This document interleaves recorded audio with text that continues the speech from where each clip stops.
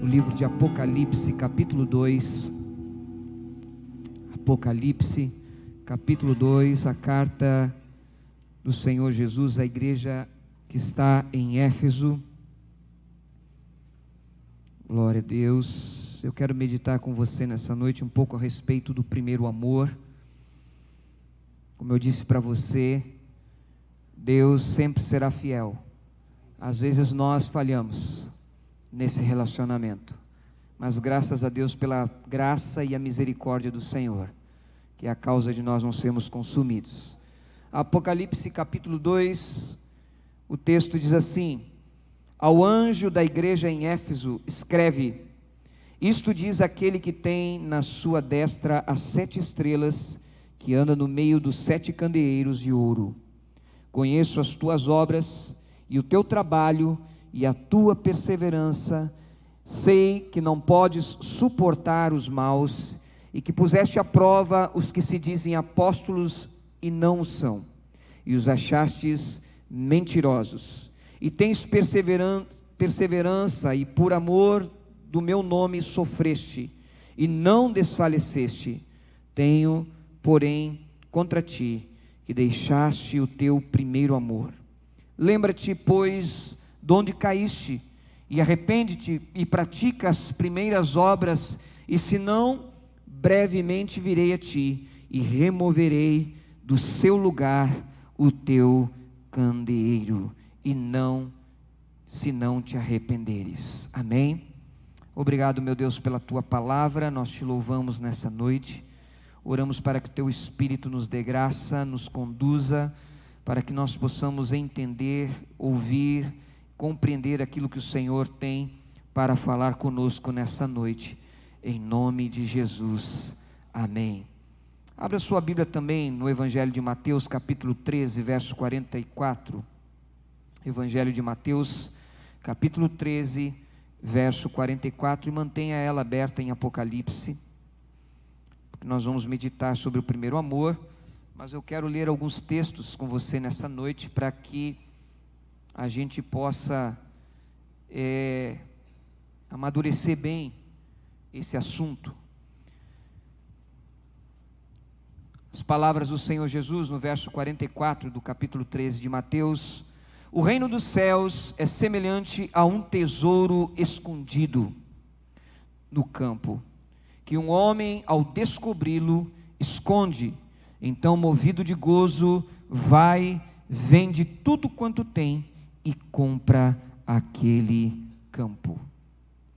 Observe que no texto que nós lemos em Apocalipse, o Senhor Jesus está falando a respeito de algo muito importante, significativo na vida de um cristão, na vida de alguém que está se relacionando com Deus, chamado primeiro amor. Isso é muito importante porque, segundo as palavras do Senhor Jesus, se nós não estivermos, se a igreja, no caso ali ele está falando da igreja de Éfeso, uma igreja extremamente importante na Ásia, uma igreja que ela era já bem estabelecida e que estava proclamando o reino de Deus naquela região e espalhando missionários, e o Senhor Jesus, quando fala essa igreja, ele traz ao entendimento algo extremamente importante para eles, que era o amor ao Senhor, o amor às coisas do Senhor, o amor a Deus, um relacionamento mais maduro, mais profundo, não um relacionamento baseado simplesmente na razão, ou um relacionamento simplesmente baseado em uma verdade pregada, alguma coisa do tipo, não, mas um relacionamento mais profundo, que vai além de tudo isso, um relacionamento que o Senhor Jesus chama de amor, e diz que esse amor é um amor diferente, não é qualquer amor, ele se relaciona a um amor específico, quando ele diz ao primeiro amor, a um amor puro, um amor essencial, um amor que ainda não se desdobrou, mas que ele é genuíno, ele parece que acabou de surgir, de nascer, né? Ele é um amor ainda não contagiado, não contaminado por nada, mas um amor genuíno que floresceu. E esse primeiro amor é o que Jesus busca na igreja de Éfeso. E é tão importante porque dá para nós entendermos ali que esse primeiro amor, ele é um amor que nos traz, ou traz aqueles irmãos a um relacionamento mais profundo com Deus do que algumas outras coisas. Mas eu primeiro quero chamar a atenção para você que esse amor, ele só pode acontecer no coração daquele que foi salvo por Cristo. E é por isso que o Senhor Jesus, está falando à igreja de Éfeso, os irmãos de Éfeso, porque eles já haviam experimentado este amor, eles já haviam vivido este amor, muito provavelmente logo que conheceram o Senhor Jesus, muito provavelmente logo que conheceram as boas novas de salvação, muito provavelmente logo que eles tiveram o seu primeiro contato com Deus, e eles experimentaram esse amor, e deve ter sido algo fantástico, porque segundo as palavras do Senhor Jesus, e por isso que eu fiz você ler Mateus capítulo 13, verso 44, segundo as palavras do Senhor Jesus, quando alguém encontra o reino dos céus, e aí quando nós estamos falando do reino dos céus, nós estamos falando de um reino de amor, de paz, de alegria no Espírito, amém, amados?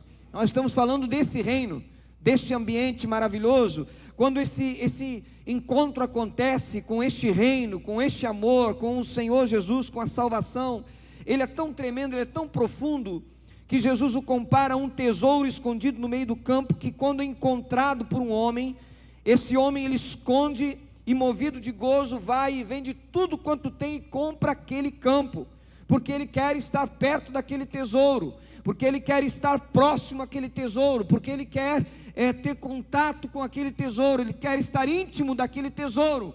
Então tudo mais na sua vida não importa, então ele vai e vende tudo e compra aquele campo aonde está aquele tesouro, para que ele possa então viver aquela realidade. Nós podemos dizer que o amor, o primeiro amor, o amor que nós temos no Senhor, o momento em que nos encontramos com Cristo e somos amados por Ele, e respondemos ao amor dEle, e vivemos esse relacionamento, é semelhante a este relacionamento deste homem com o tesouro que ele encontrou.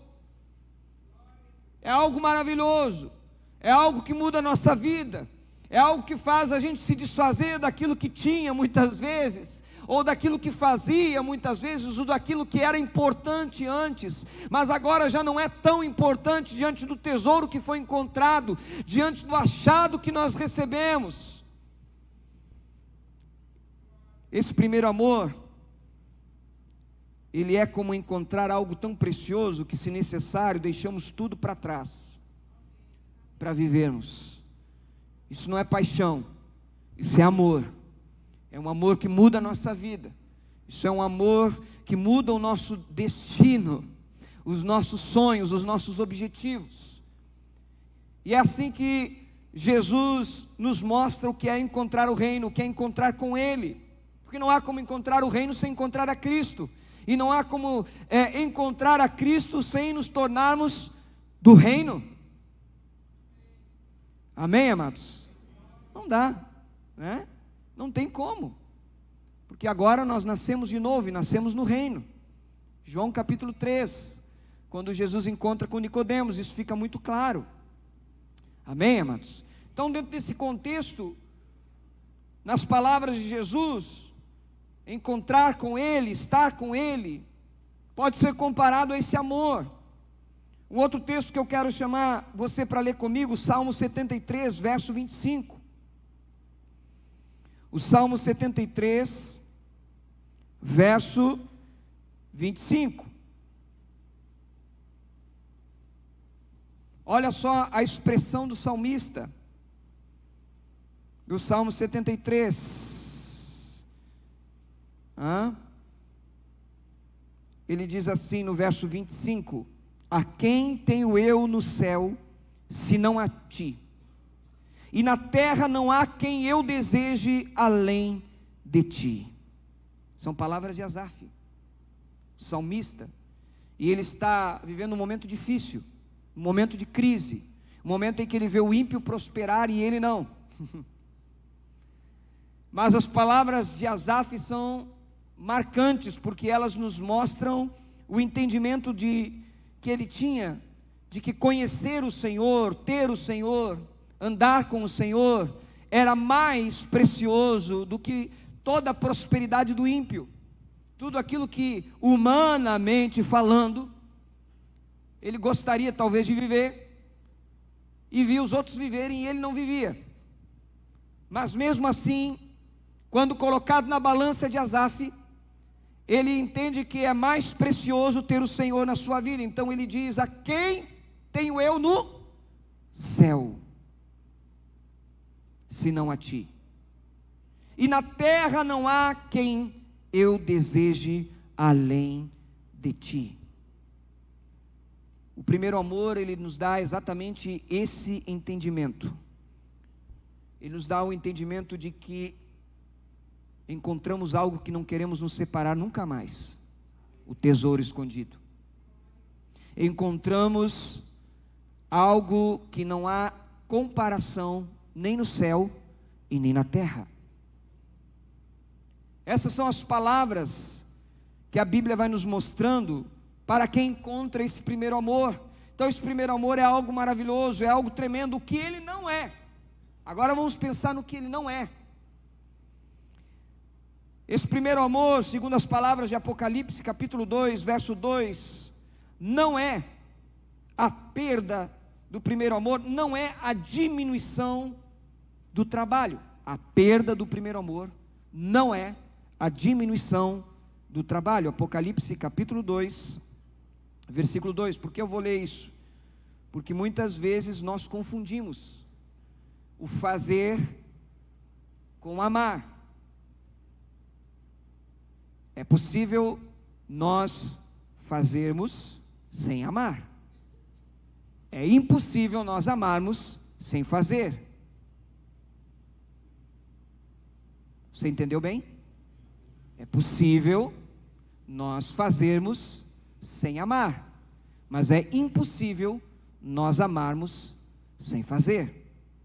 As palavras de Apocalipse capítulo 2, verso 2 dizem: conheço as tuas obras e o teu trabalho. Quando Jesus está falando para uma igreja que ele está chamando para voltar ao primeiro amor, ele não está falando para essa igreja dizendo assim: olha, vocês não estão mais no meu primeiro amor porque vocês deixaram de me servir, vocês deixaram de trabalhar para mim. Não, ele diz: conheço as tuas obras práticas e o teu trabalho. É possível trabalhar e não amar, mas é impossível amar sem trabalhar. Porque quem ama, serve. Quem ama, se dedica. Quem ama, se move em prol daquilo. Então o Senhor Jesus está nos mostrando que este primeiro amor não tem nada a ver com o trabalho. Porque às vezes nós podemos ser tentados a pensar assim: eu esfriei no meu primeiro amor, porque hoje eu não estou mais servindo tanto como eu servia o Senhor. Eu não estou mais no ministério, eu não estou mais naquele serviço, eu não estou mais fazendo boas obras, as obras que eu fazia antes, no sentido prático, de fazer, de servir, de botar a mão mesmo no trabalho, falando de trabalho. Não é isso que Jesus se refere quando fala do primeiro amor. Então não se preocupe, porque esta não deve ser a medida para medir o nosso amor, porque pelas palavras de Jesus a igreja trabalhava bem. Irmãos, a igreja de Éfeso era referência. Aqueles irmãos eram referência. Então trabalhar não tem nada a ver com amor. O que também o primeiro amor não é. O primeiro amor não é, Apocalipse capítulo 2, verso 3, não é uma crise de desânimo, porque às vezes confundimos isso, pensamos, é porque eu desanimei, eu estou em crise, eu estou passando por um problema difícil. Mas observe as palavras do Senhor Jesus quando Ele diz, depois Ele falar no verso 2 de Apocalipse capítulo 2, que Ele conhece o trabalho, Ele diz também a sua perseverança. Verso 3, tens perseverança, e por amor do meu nome sofreste, e não desfaleceste.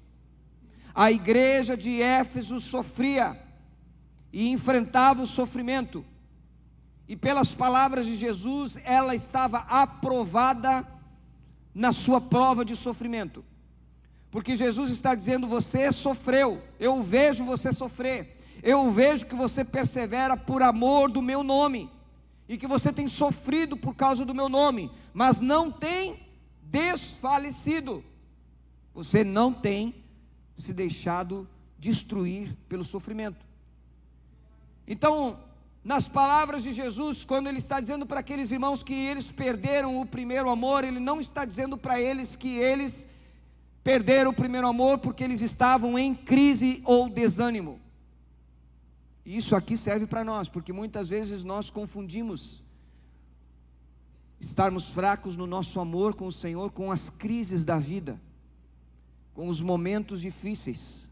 Ah, pastor, porque antes eu tinha mais alegria no culto, porque eu não estava passando por esta doença, eu não estava passando por esse problema, eu não estava passando por essa enfermidade, eu não estava passando por essa traição, ou passando por esse dilema no meu trabalho, nessa perseguição, por causa do nome de Jesus, no meio da minha família. Não, tem nada a ver uma coisa com a outra, não. E eu vou repetir a mesma frase que eu falei a respeito do trabalho. É possível suportar o sofrimento sem amar, mas é impossível amar sem suportar o sofrimento. Quem ama, sofre. 1 Coríntios capítulo 13 nos mostra isso. Ali o amor, ele sofre, ele tudo sofre. E aí, diante disso, nós começamos a perceber que também não é uma crise que Jesus está falando, quando Ele está dizendo para aqueles irmãos que eles perderam o primeiro amor. Não é uma crise, também não é uma crise. Então, o que pode ser compreendido pela perda do primeiro amor?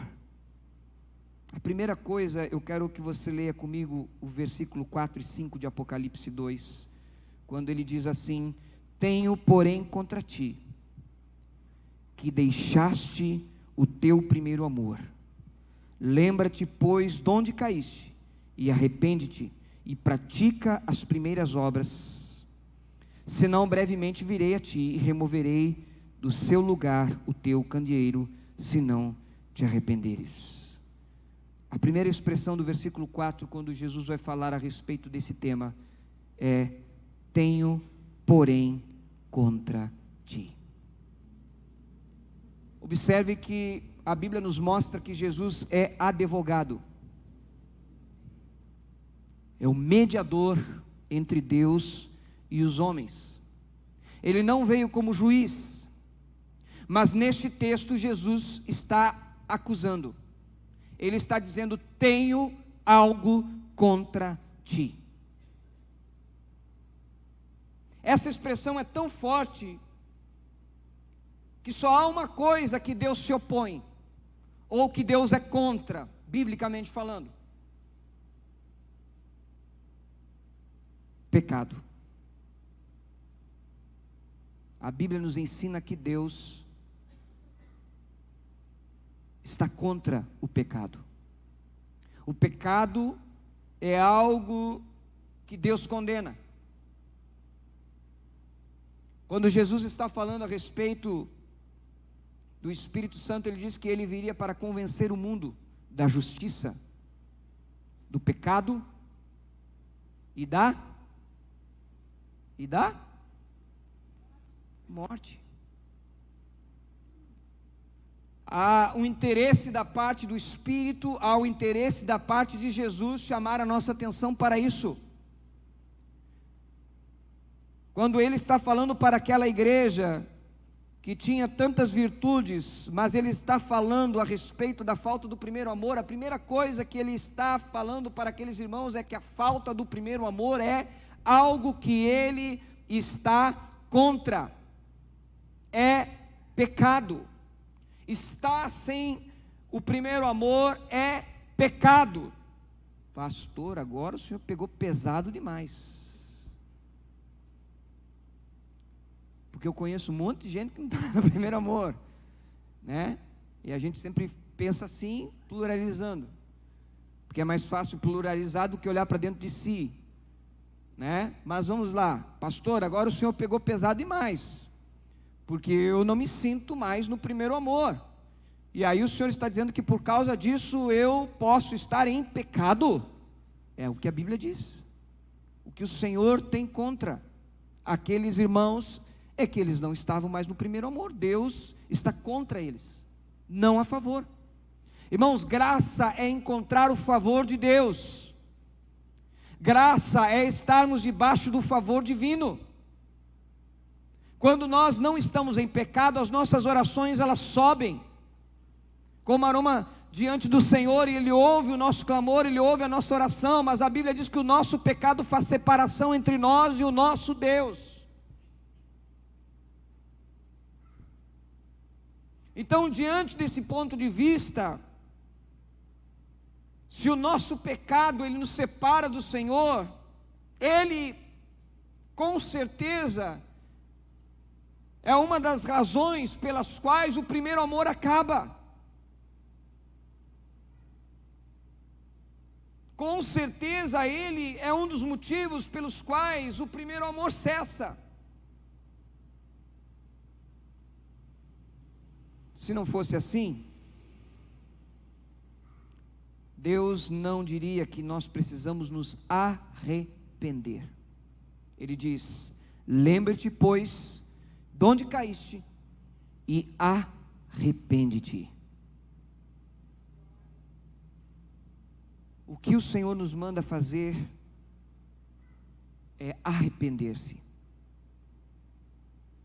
Se Deus nos manda nos arrepender, é porque nós estamos em pecado. Eu sei que isso dá um silêncio, porque muitas pessoas gostam mais de dizer assim: não, pastor, não é um pecado, é um problema. Escute, não venha trazer psicologia humana para tratar o assunto do pecado. Por quê, pastor? Porque a psicologia ela mostra os males, mas ela não mostra o problema, a origem, a causa dos males, que está na queda. E ainda que ela diga, ainda que ela mostre que você está errado em alguma coisa, ela não vai te apresentar a solução, porque só há uma coisa que te apresenta a solução para o pecado, é a palavra de Deus, e é o Espírito Santo que nos convence, não por força e nem por violência, mas pelo meu Espírito, diz o Senhor. Nessa última década, a década de 2010 até 2020, o Evangelho ele passou por um momento de psicologia. Então as pessoas elas não viam: eu estou em pecado. Não, elas viam: eu estou com um problema. Qual o problema? Eu estou com um problema, não oro mais, não leio mais a Bíblia. Eu estou com um problema. Qual o problema? Eu não vou mais nos cultos. Não, eu estou com um problema. Qual o problema? Eu não aceito a orientação da minha liderança, do meu pastor. Eu estou com um problema. Qual o problema? Eu prefiro ficar em casa, porque os irmãos da igreja têm defeitos, e eu me entristeço com os defeitos deles, então eu vou ficar em casa, porque em casa eu não me chateio com ninguém. Foi criada uma cultura de proteção, uma cerca de proteção. Só que essa cerca de proteção é uma defesa da mente, é uma defesa da alma, de uma alma ferida, machucada, ela que está trazendo esse alívio, a alma que está longe de Deus. Agora, quando a nossa alma está perto de Deus, qual é o processo? O processo é ouvir o que Deus diz a respeito disso. Como Deus pensa a respeito desse sentimento? Como Deus pensa a respeito desta posição que eu estou adotando, desta atitude que eu estou tendo? Qual é a vontade de Deus? Porque Deus tem uma vontade. Deus tem uma vontade, e ela está revelada na palavra. E digo para você, dificilmente você não vai encontrar esta resposta na palavra de Deus, porque aquilo que você não precisa, a palavra de Deus não fala, mas aquilo que você precisa, a Bíblia diz. Deuteronômio capítulo 29, as coisas reveladas são para nós, as não reveladas, Deus não revelou porque nós não precisamos delas, não neste contexto, mas as reveladas são para nós. Se está na palavra de Deus é porque nós precisamos, se está na palavra de Deus é porque lá está a indicação do que nós devemos fazer, e como nós devemos fazer. Se nós fugirmos da palavra de Deus, nós estamos fazendo um atalho, um refúgio, e atalhos não dão muito certo, não dão. Olhei para Fernando porque hoje a gente pegou um atalho que não deu muito certo. A realidade é essa. Então o texto nos mostra que a falta do primeiro amor deve ser encarada como pecado. O que é o pecado? Independência de Deus, viver fora da vontade do Senhor, ignorar a sua palavra, não amá-lo acima de todas as coisas, mas colocar algumas coisas no mesmo nível dele. Isso vai nos levando a um processo de decadência espiritual. Irmãos, perder o primeiro amor é um processo, não acontece da noite para o dia. Existem algumas coisas que nós podemos identificar na Bíblia, que elas apenas potencializam, ou vão potencializando, vão trabalhando, vão aprofundando, acelerando esse processo da perda do primeiro amor. A primeira delas, Mateus capítulo 24, verso 12. Abra sua Bíblia aí. Eu não quero que você se convença porque eu estou falando, eu quero que você se convença pelo que a palavra está falando. Evangelho de Mateus capítulo 24, versículo 12.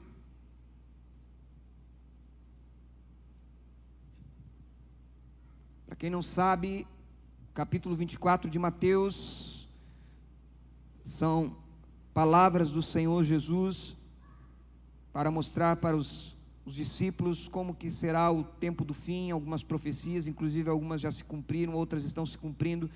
Princípio das dores, verso que nós vamos ler é o verso 12 do capítulo 24, onde o texto diz: e por se multiplicar a iniquidade, o amor de muitos esfriará. Pelo que esfria o amor? Por se multiplicar a iniquidade. Pergunto para você, será que nós já estamos vivendo esse tempo? Será que a iniquidade está se multiplicando? Será que se você hoje ligar a televisão, você vai ver iniquidade? Será que se você entrar na internet, você vai ver iniquidade? Será que você andar na rua, você não vai ver iniquidade? Será que se você, no seu trabalho, conviver com algumas pessoas que não temem ao Senhor, você vai ver iniquidade? Porque nós estamos vivendo esse tempo em que há uma multiplicação da iniquidade. Nós estamos livres da escravidão do pecado, mas ainda estamos diante da presença dEle. Ele nos assedia, Ele está à nossa volta, Ele está presente nos nossos dias, Ele está presente no nosso tempo, Ele está presente nos lugares onde nós frequentamos. O pecado é uma realidade. Não é porque nós viemos para Cristo que nós devemos ignorá-lo e não nos preocupar mais com Ele. Uma vez salvo, salvo para sempre. Não é isso que a Bíblia diz. A Bíblia nos diz que na nossa volta se multiplica a iniquidade. E lá no início do texto do capítulo 24 de Mateus, Jesus falou: acautelai-vos, tome cuidado, fique esperto, vigie, esteja atento, porque esta é a realidade que está à nossa volta. E o convívio com o pecado tira de nós a sensibilidade em relação a ele. Ele se torna normal, ele se torna uma coisa que as pessoas se acostumam. É errado, é errado. Quem aí já deve ter olhado uma novela que tinha um adultério, mas como o adultério era com alguém bonitinho, alguém, né? Aí a torcida estava lá, né? Na expectativa do adultério. Agora vai, deixa aquele, pega esse. Se acostuma com o pecado.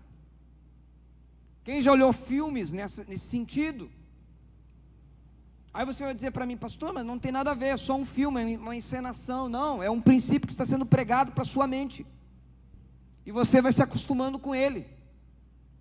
E você vai perdendo essa... para aí, isso aqui não é uma coisa boa.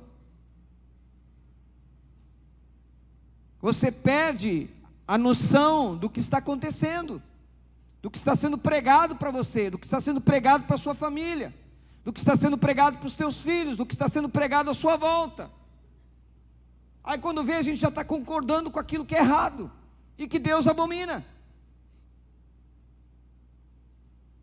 O convívio com o pecado é uma realidade que esfria o amor das pessoas. Jesus diz: e por se multiplicar a iniquidade, o amor de muitos esfriará.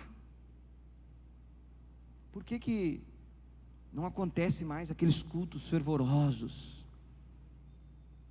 Por que lá na década de não sei o que, lá naquele tempo lá atrás, né, pastor Júlio, era fogo puro? Por quê? Porque ao longo desse tempo, algumas coisas vêm acontecendo, e são cumprimento da palavra. É verdade, vai haver um derramar do Espírito sobre toda a carne, vai. Mas a Bíblia também diz que aquele que é impuro vai se contaminar ainda mais, e aquele que é santo vai se santificar ainda mais. É profecia, palavra. É uma constatação bíblica.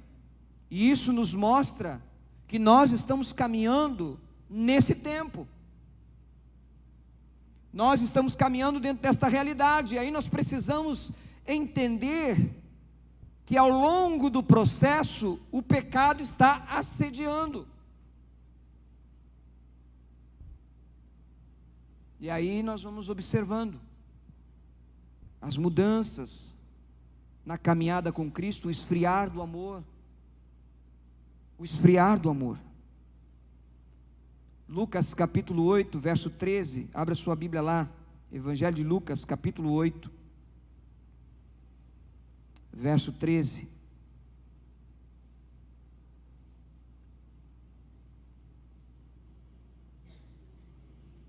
Aqui Jesus está falando a respeito da parábola do semeador. Já preguei esse texto, mas é sempre bom a gente relembrar algumas coisas. E não só eu preguei, né, pastor? Acho que todo pastor que eu conheço já pregou. Mas olha só, está falando a respeito da semente. E aqui diz assim: os que estão sobre a pedra são os que, ouvindo a palavra, recebem com alegria, mas esses não têm raiz, apenas creem por algum tempo, mas na hora da provação se desviam. Observe, os que não têm raiz. E por que não tem raiz? Porque eles estão sobre a pedra. Ou seja, não há profundidade. A falta de profundidade. Num primeiro momento, a semente cai e produz, e algo vai acontecendo. E comparado isso àquele que crê, é alguém que creu e com alegria começa a florescer, a se manifestar a vida, mas pela falta da profundidade vai se secando.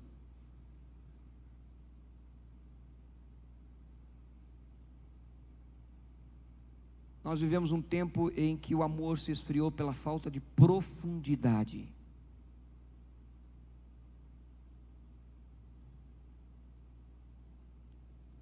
A falta de profundidade, ela é algo terrível,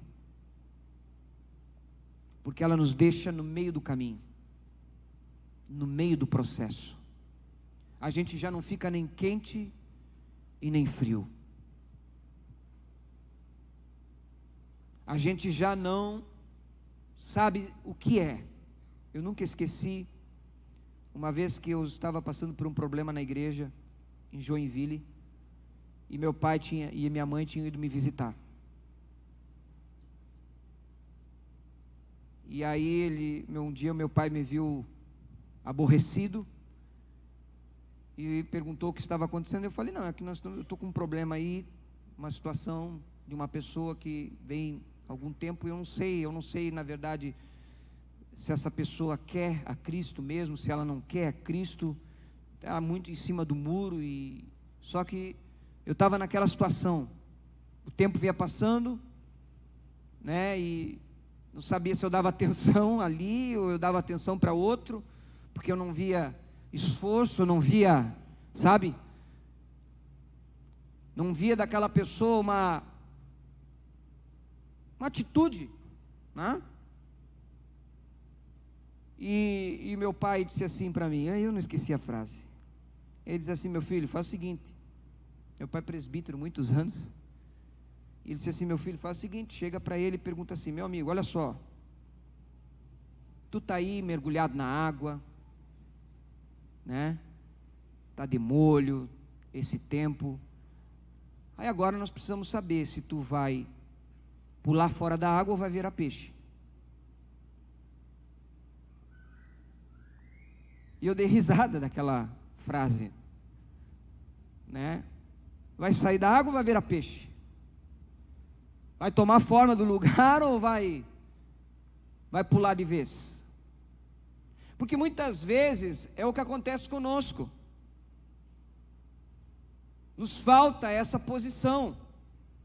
Sabe, eu sou crente, mas até aquele ponto.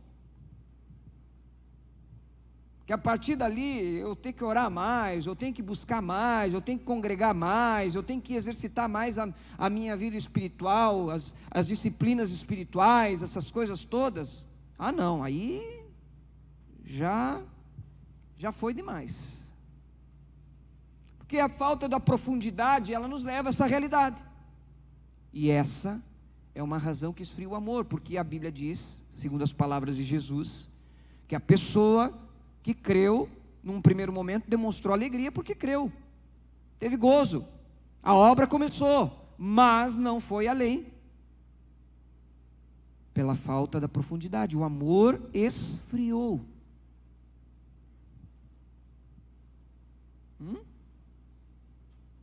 O amor esfriou.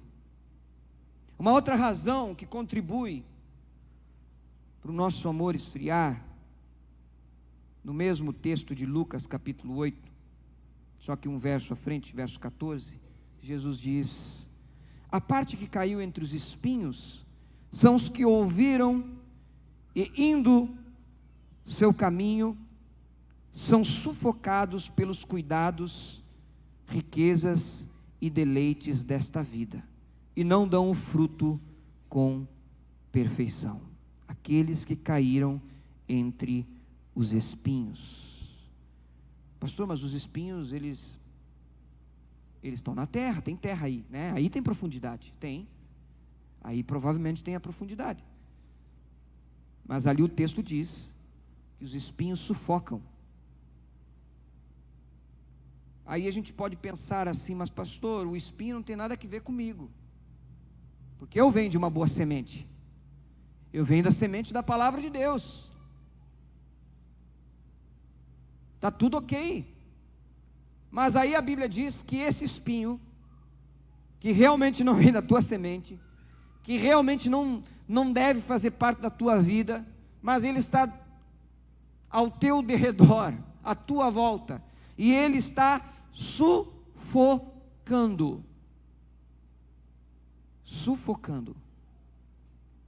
Esse espinho inofensivo, esse espinho que a gente às vezes não se preocupa, e ali Jesus está falando a respeito dele, está dizendo que ele significa os cuidados com a vida. Diz assim, são os cuidados, ou seja, riquezas, deleites desta vida, e não dão fruto para a perfeição. Os cuidados desta vida. Quais os cuidados desta vida? Que não são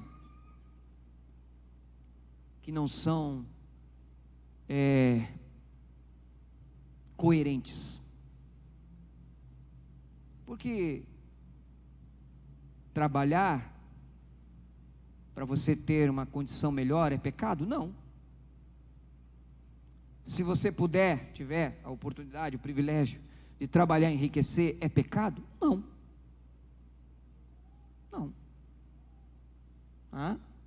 Ter um conforto, uma vida confortável, é pecado? Não.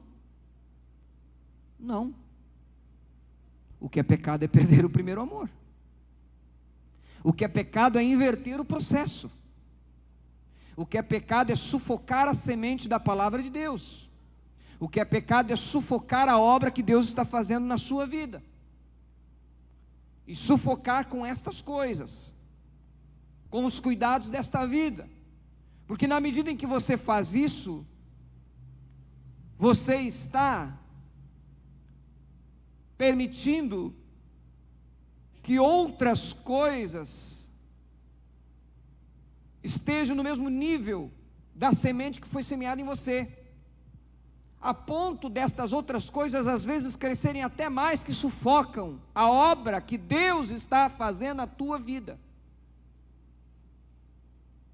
Olha como é sério. Olha como a gente precisa estar atento. Para alguém que trabalha com plantas, provavelmente, se essa pessoa identificasse uma semeadura que ela fez e essa semeadura estivesse envolvida por espinhos, o que ele faria? Ele trataria, ele removeria os espinhos, ele procuraria o máximo possível não comprometer o crescimento da semente, ele procuraria dar condições de vida para aquela semente. E isso, espiritualmente falando, não é diferente conosco.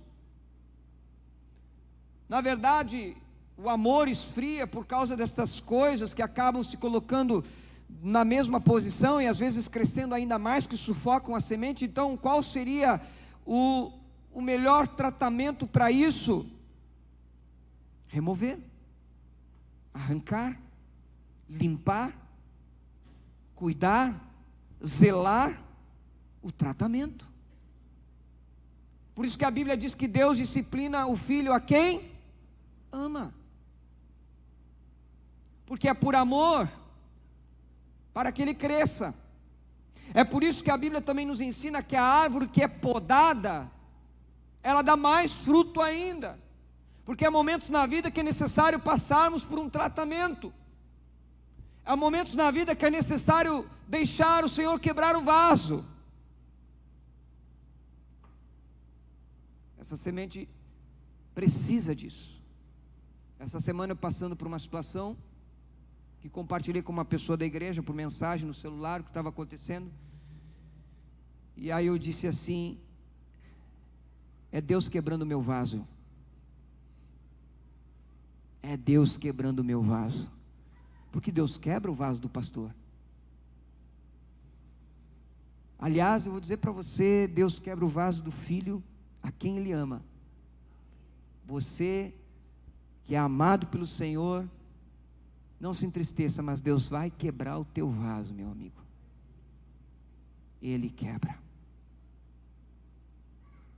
E diante dessa realidade, há momentos que nós precisamos entender que Deus está limpando, que Deus está tratando, que Deus precisa intervir, porque senão o espinho se torna uma maldição, uma praga. Aliás, ele já é praga, mas a praga nunca chega na nossa tenda. Mas quando a gente deixa ela chegar, irmãos, é terrível. Quando a gente não vigia, quando a gente não está atento, quando a gente se dá por conta, às vezes pode ser tarde demais. E aí o amor esfria. Aí o amor esfria. Evangelho de Lucas, capítulo 14, verso 16 e 24. Evangelho de Lucas, capítulo 14.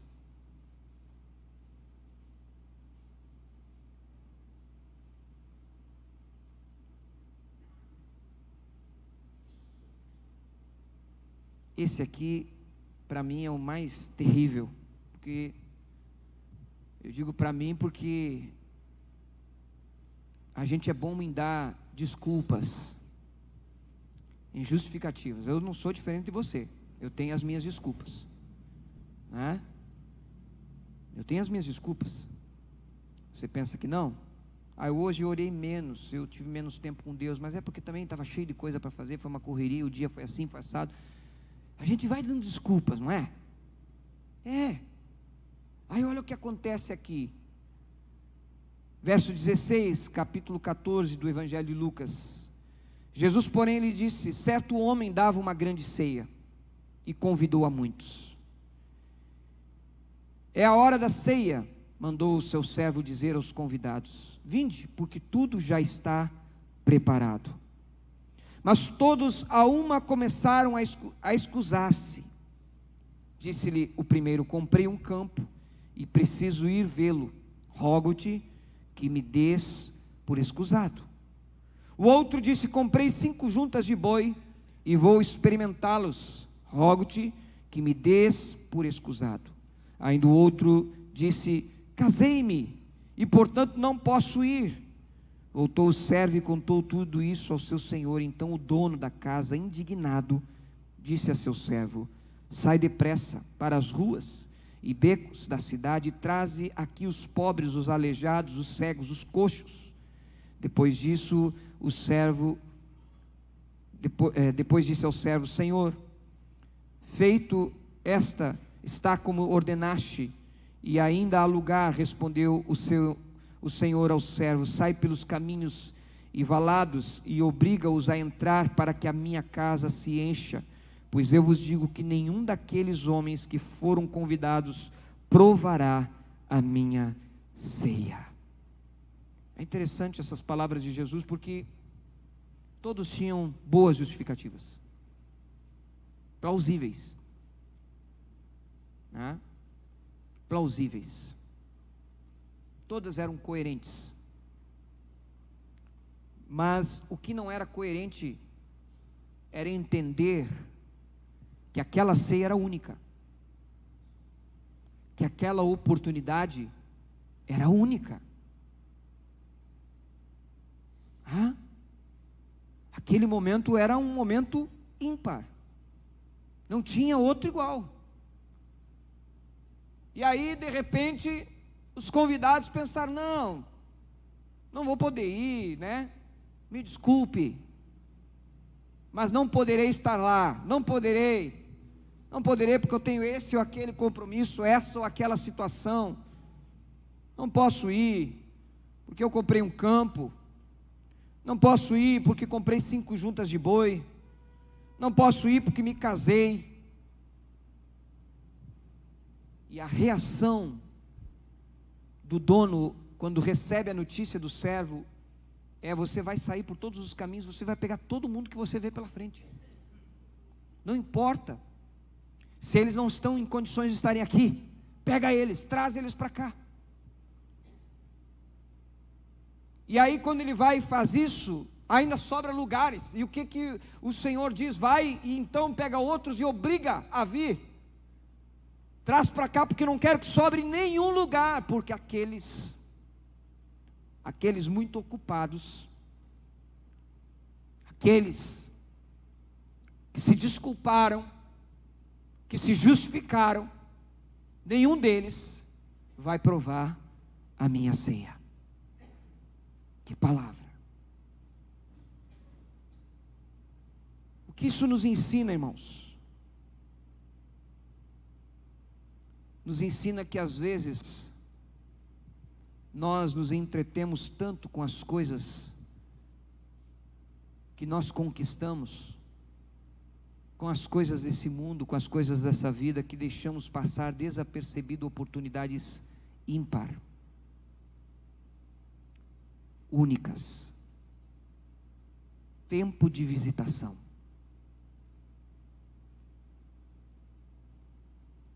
Para vivermos o primeiro amor, nós não podemos jamais nos esquecer disso. Escute, aquele que vive o primeiro amor é aquele que é igual ao rapaz que encontrou o tesouro. Lembra do primeiro texto? Foi e vendeu tudo, deixou tudo, mas ele priorizou o tesouro que ele encontrou. Ele botou em primeiro lugar: eu vou comprar esse campo, eu vou me estabelecer aqui junto desse tesouro, porque eu não quero jamais sair de perto dele, eu quero ficar aqui para sempre.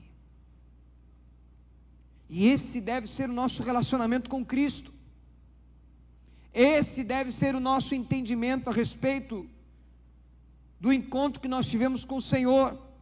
Agora, para encerrar, diante de tudo isso, diante dessas realidades que esfriam o primeiro amor, que nos levam a viver distantes, que nos levam a nos perder na caminhada, o que nós necessitamos fazer? Jesus coloca 3 coisas importantíssimas no texto que são necessárias. A primeira delas é exatamente quando ele diz: eu tenho porém contra ti. E ele está acusando, mas ao mesmo tempo, no verso 5, ele está dizendo qual deve ser a atitude. Ele diz: lembra-te, pois, de onde caíste, e arrepende-te. 3 coisas. A primeira é lembrar de onde você caiu. Para lembrar de onde nós caímos, nós precisamos lembrar de quando nós caminhávamos. Nós precisamos lembrar de como nós caminhávamos. Como era a nossa vida quando nós encontramos esse tesouro. Como era a nossa vida quando nós tivemos esse encontro. E lá no meio da caminhada, nós caímos. Lá no meio da caminhada nós começamos um processo de queda, um processo que desestabilizou como caminhávamos, e caminhávamos bem.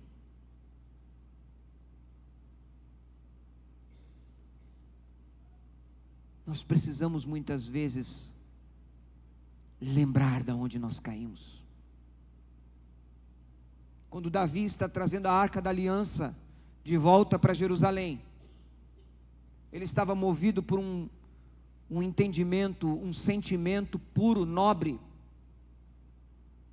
Ele estava caminhando com Deus, e ele só queria trazer a arca de volta para Jerusalém, ele só queria aprofundar o relacionamento com Deus, ele só queria andar com Deus, ele não estava errado. Mas ele caiu num ponto. ele trouxe a arca em cima de um carro de bois. Quando a ordem de Deus era carregar a arca no ombro dos levitas. Sentir o peso da responsabilidade da glória. Sentir o peso da responsabilidade de andar com Deus. Davi esqueceu desse detalhe. E por causa disso um homem morre. Por causa disso a Bíblia diz que os bois tropeçaram. E a arca foi tombar. E lá foi um homem estender as mãos para tentar segurar a arca. E morre. E Davi fica indignado com aquela situação. Então ele para tudo e vai orar. E vai buscar a Deus. E quando ele está buscando ao Senhor, então ele entende. Ele compreende aonde foi que ele caiu.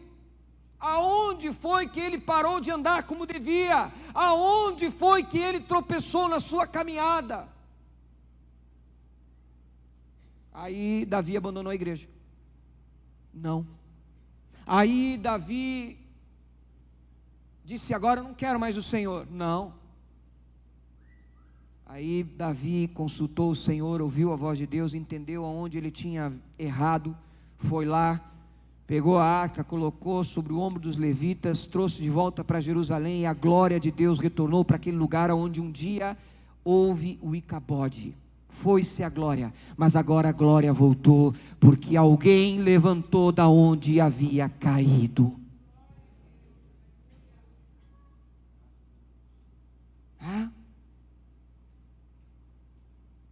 A segunda coisa que ele diz: arrepende-te.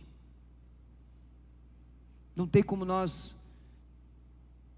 encararmos uma realidade de pecado sem arrependimento.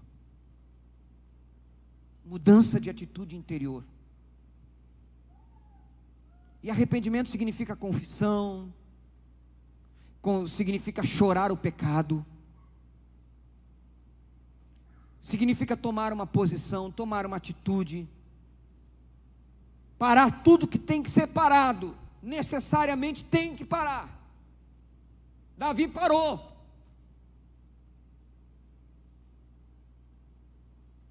Arrependimento tem que fazer isso na gente. Não é essa história da gente trocar o pneu com o carro andando. Não, você tem que parar. Você tem que colocar as coisas no seu devido lugar. Você tem que ouvir a voz de Deus. Você tem que refletir. Você tem que deixar o Espírito te convencer de onde você errou. Você tem que pedir a orientação de Deus de como você levanta e segue caminhando.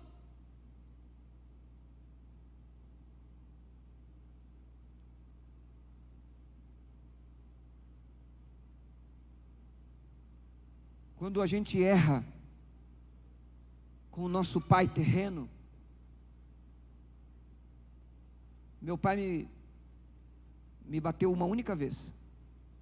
Bater mesmo uma única vez.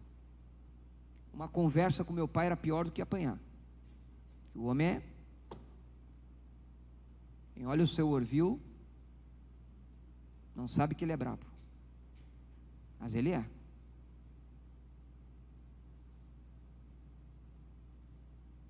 Mas a Bíblia diz que o pai disciplina o filho a quem ama.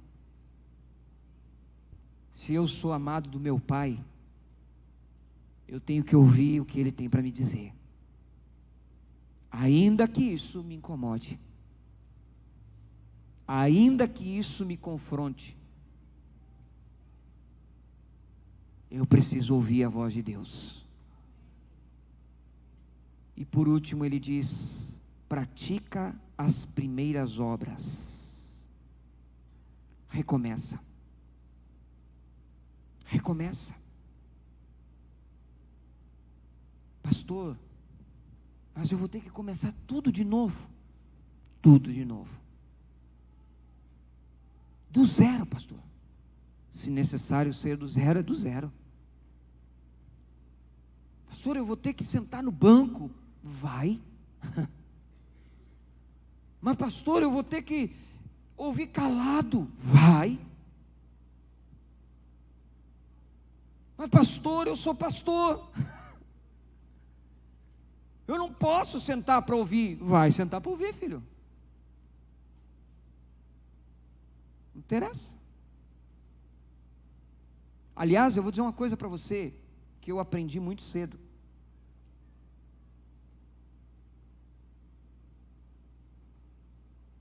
Uma das maiores razões de destruição é a falta de limites. E não é porque a gente tem autoridade, a gente sobe aqui em cima para pregar, que a gente não tem os nossos limites. Nós temos que ser limitados. E Deus nos limita. E Deus usa também dos seus meios, dos meios estabelecidos para nos limitar. Se necessário for, Ele vai nos limitar. Porque uma geração sem limites, ela se destrói. Se nós não colocamos um limite, nós nos destruímos. Ah, não, mas eu vou falar e tem que me ouvir, entendeu? Eu não vou ficar calado, vou ter que ouvir isso e ficar calado. Vai ter que ouvir e ficar calado, é o seu limite. É o limite que Deus colocou para você. É o limite que Deus coloca para nós. Porque quando não tem limite, acontece que nem esse carro de som aí fora, tá vendo? Olha aí, está tremendo tudo. Porque ele está acima do limite do som. Obrigado, Senhor, por mandar esse carrinho aqui para eu usar de exemplo. Porque nós precisamos entender que para voltarmos ao primeiro amor, nós precisamos de 3 coisas: lembrar aonde nós caímos, nos arrepender e recomeçar. Amém?